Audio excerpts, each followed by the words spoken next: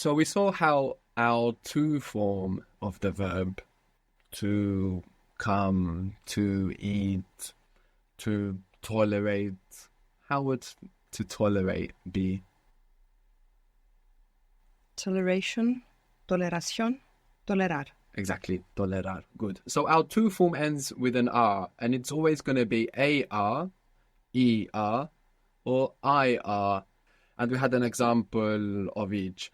And we noticed that for and verbs, unless the verb is irregular, we will take off that ending and put on an O to get the I version, to say I tolerate, for example. So how would you say I tolerate?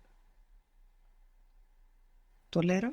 Good, tolero. And you move the accent back as well, which is essential for the present tense. Very good. If you said toleró, it would mean he tolerated, which, as I mentioned, would be useful for us later when we learn this tense. But it's important in the present tense to have the accent on the penultimate syllable, tolero. What was to eat? Comer. Comer. And what is I eat? Comero. So you don't add on the O, you take off the ending.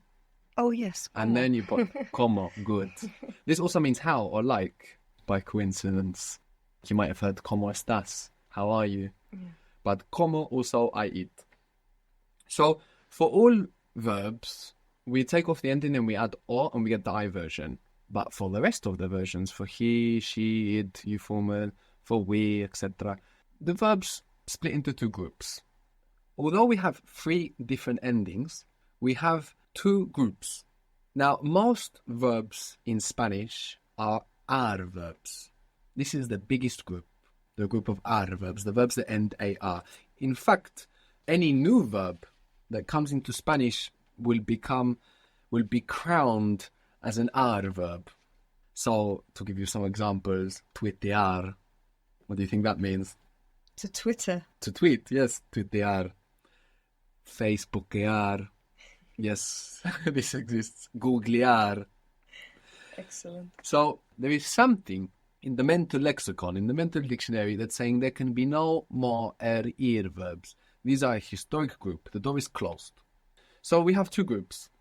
So for ir, if the verb is regular, we take off the ending ir and we put o and we get the I version. Now, for the others, the other versions, there's a slight difference between R verbs and ir verbs. Now, R verbs have the vowel a as a principal sound. That's a sound that keeps popping up. So, for example, to eliminate. How is to eliminate? Elimination, eliminación, eliminar. Good. Eliminar. So if you want to say I eliminate or I delete, how would it be? Think syllable by syllable. If you think of it all together, it's quite confusing here because you have quite a few vowels. Elimino. Good. You see, when you take your time to divide actually the word piece by piece, it's much more digestible. Elimino. Good.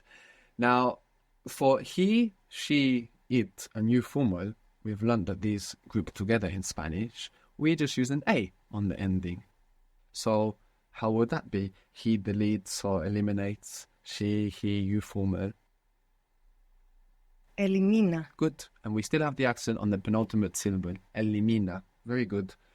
How do you think you would say to last? Like it lasts a long time or something like this. It's not obvious through the word last, but maybe we find something through Latin that helps us work out how to say that. A period of time, sometimes we call it duration. No? Yeah. So how would that be in Spanish? Duración. So to last might actually come from this. If it did, how would it sound?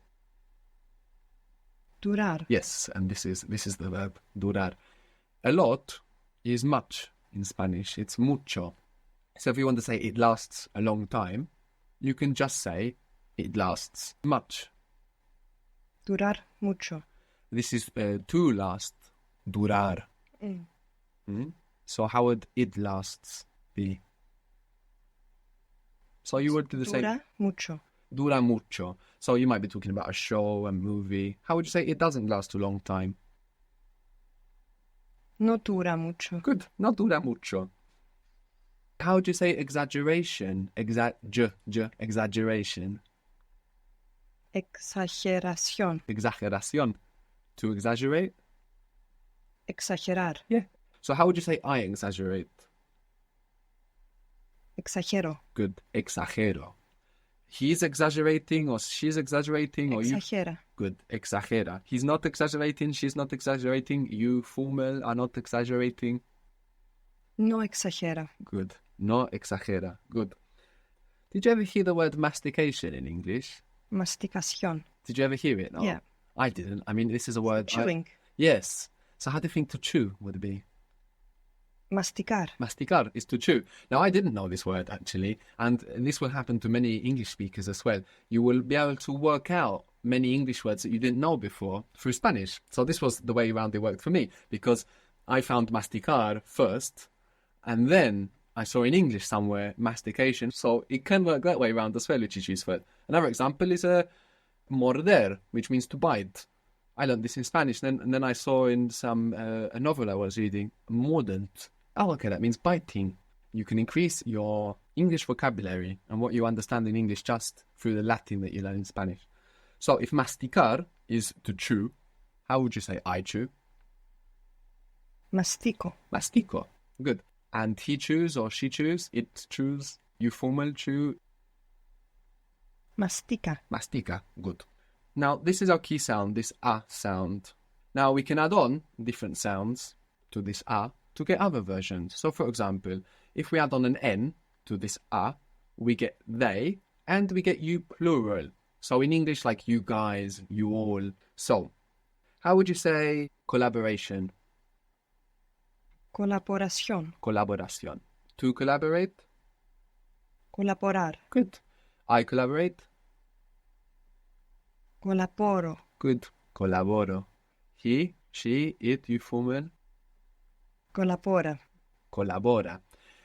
You can add on to this an N, and you get they or you plural. So, how will it be? Colaboran. Colaboran. Good.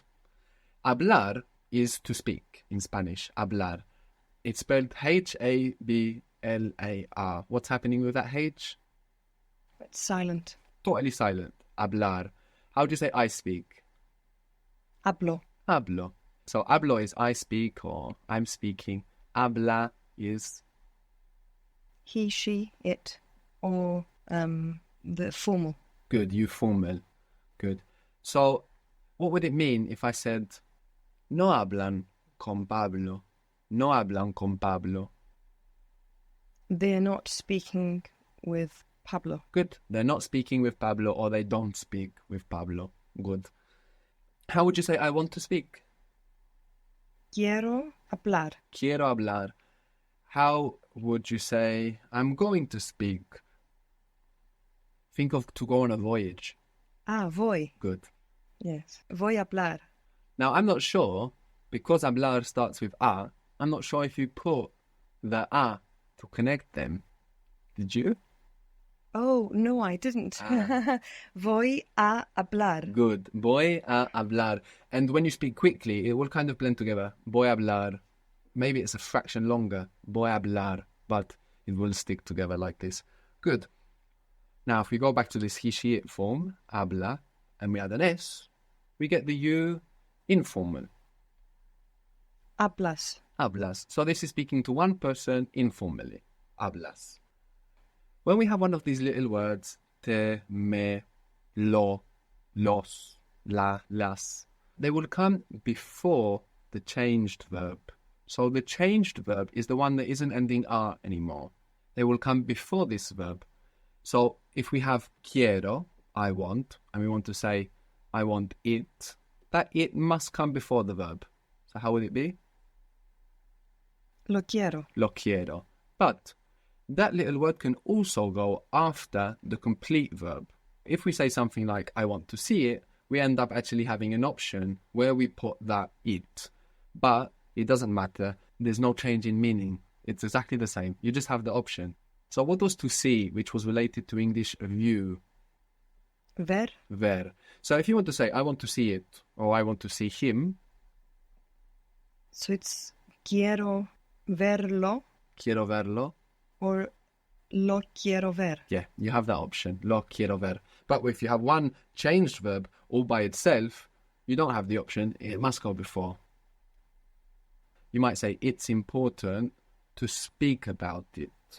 Now, you don't need to say about. In Spanish, you're going to say to speak it. And that's understood, to speak about it. So here, in that clause, in that bit, to speak about it, it's only to speak. So I would say it's important to speak about it, or literally, it's important to speak it. Es importante To hablarlo. Good. So how was I must or I owe, which is related to the English word debt? Debo. Debo. So I must invite him, Debo invitarlo. or Lo debo invitar. good. So that's the deal with these little words, where we can put them. Good.